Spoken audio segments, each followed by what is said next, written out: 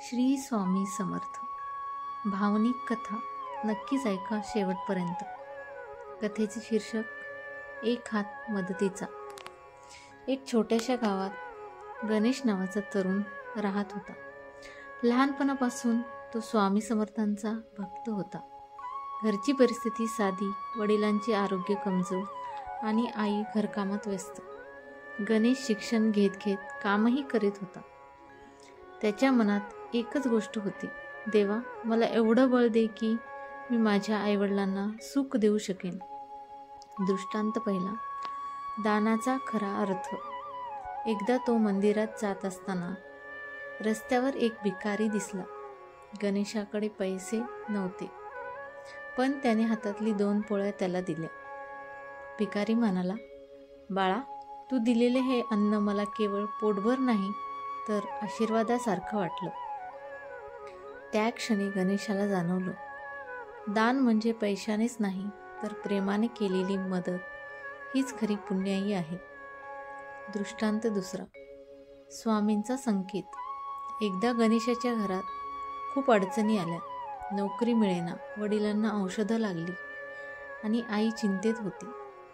तो स्वामी समर्थांच्या मूर्तीसमोर बसून रडू लागला. स्वामी, आता मार्ग दाखवा, माझ्यावर कृपा करा.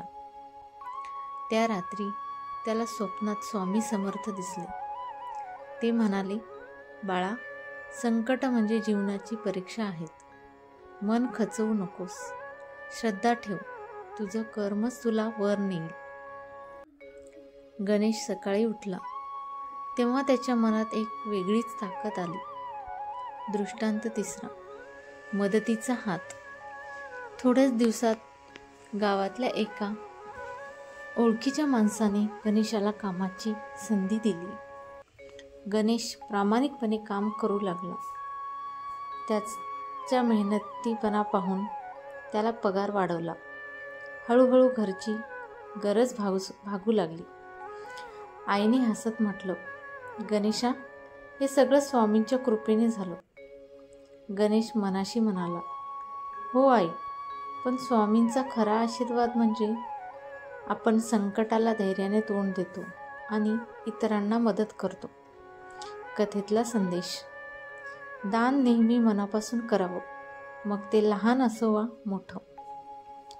संकट म्हणजे शिक्षा नाही, ती आपल्याला मजबूत करणारी परीक्षा आहे. श्रद्धा आणि परिश्रम हेच जीवनाला वर नेणारे खरे मार्ग आहेत. धन्यवाद. श्री स्वामी